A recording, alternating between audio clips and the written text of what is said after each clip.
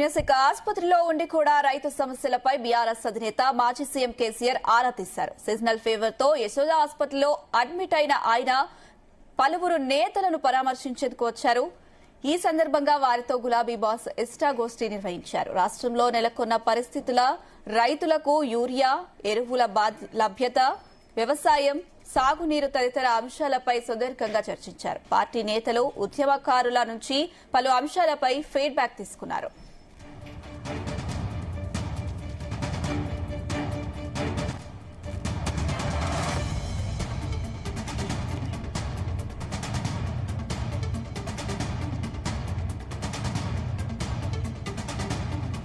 ఆసుపత్రిలో ఉండి కూడా రైతు సమస్యలపై బీఆర్ఎస్ అధినేత మాజీ సీఎం కేసీఆర్ ఆరా తీశారు. సీజనల్ ఫీవర్ తో యశోద ఆసుపత్రిలో అడ్మిట్ అయిన కేసీఆర్ ను పలువురు నేతలు పరామర్శించేందుకు వచ్చారు.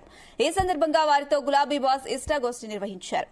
రాష్ట్రంలో నెలకొన్న పరిస్థితుల, రైతులకు యూరియా, ఎరువుల లభ్యత, వ్యవసాయం, సాగునీరు తదితర అంశాలపై సుదీర్ఘంగా చర్చించారు. పార్టీ నేతలు, ఉద్యమకారుల నుంచి పలు అంశాలపై ఫీడ్బ్యాక్ తీసుకున్నారు.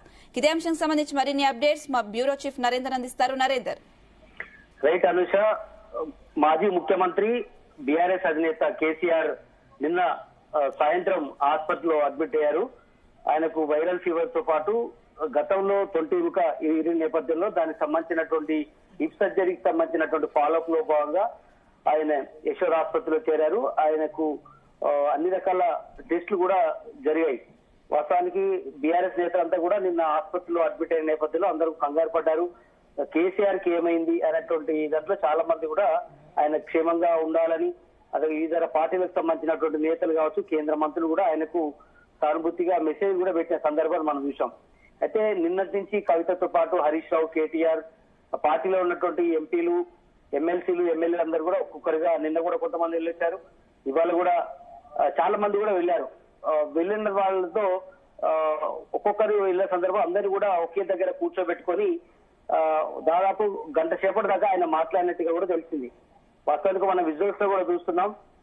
దాంట్లో ప్రస్తుతం సిట్టింగ్ ఎమ్మెల్యేలుగా ఉన్నారు, అదేవిధంగా బీఆర్ఎస్ వర్కింగ్ ప్రెసిడెంట్ కేటీఆర్ ఉన్నారు, హరీష్ రావు ఉన్నారు, మిగతా నేతలంతా కూడా ఉన్నారు. పార్టీలో మొదటి నుంచి ఉన్నటువంటి వాళ్ళు వీళ్ళందరూ ఒక దిశానిర్దేశం చేసినట్టుగానే అర్థమవుతోంది. అంటే వాస్తవానికి ఆయన చాలా కాలంగా ఫామ్ హౌస్ లోనే ఉంటున్నారు. అడపాదడప కొన్ని సూచనలు, సలహాలు పార్టీ కోసం ఆయన చెప్తున్నప్పటికీ కూడా క్రియాశీలకంగా మాత్రం బీఆర్ఎస్ వర్కింగ్ ప్రెసిడెంట్ అదేవిధంగా హరీష్ రావు ఇద్దరు మాత్రమే పార్టీకి సంబంధించినటువంటి అన్ని అంశాల్లో మాట్లాడుతున్నారు. అన్ని కూడా ప్రెస్ కాన్ఫరెన్స్ లు చేస్తున్నటువంటి పరిస్థితి విషయం. అయితే ఈ రోజు ఆయనకు ఆరోగ్యం బాగలేకపోయినా కూడా టెస్టుల కోసం వెళ్లి అక్కడే అడ్మిట్ అయినటువంటి కేసీఆర్ పార్టీ ముఖ్య నేతలతో తాజా రాజకీయ అంశాలన్నిటి మీద కూడా ఆయన చర్చిస్తున్నారు. ఆసుపత్రిలో ఉండి కూడా రాష్ట్ర పరిస్థితులు, అదేవిధంగా రాష్ట్రంలో జరుగుతున్నటువంటి పరిణామాలు, ప్రతిపక్ష పాత్ర ఏ రకంగా పోషిస్తున్నారు, ఎందుకంటే తాజాగా యూరియా కొరతతో కొంత ఇబ్బంది పడుతున్నారు రైతులు, అక్కడక్కడ సమస్యలు ఎదురవుతున్నాయి. అదే సమయంలో కొంత ఇబ్బందులు ఎదురవుతున్నటువంటి పరిస్థితి కూడా ఉంది. వ్యవసాయానికి సంబంధించినటువంటి రైతు భరోసా కొంతమందికి రాలేదని, అదేవిధంగా సాగునీరుకు సంబంధించినటువంటి ఇబ్బందులు, రైతు సమస్యలు, ఇట్లా పలు అంశాల మీద క్షుణ్ణంగా ఒక్కొక్కరి అడిగి తెలుసుకున్న సందర్భంగా ఉంది. అదేవిధంగా స్థానిక సంస్థల ఎన్నికలు ఎప్పుడు పెట్టేటట్టుగా కనిపిస్తుంది, 42% రిజర్వేషన్ సంబంధించి రాష్ట్ర వైఖరి ఎలా ఉండబోతుంది, ఒకవేళ స్థానిక సంస్థలకు సంబంధించి ఎప్పుడు వచ్చినా దానికి ఎదుర్కొనేలాగా బీఆర్ఎస్ పార్టీ సంసిద్ధంగా ఉండాల్సిన అవసరం ఉందని కూడా నేతలకు ఆయన దిశానిర్దేశం చేశారు.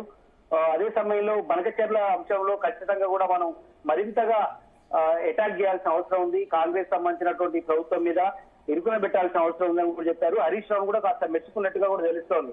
గడిచిన బనకచెర్ల అంశం మీద గడిచిన నెల రోజులుగా చాలా సార్లు అడ్రస్ చేశారు.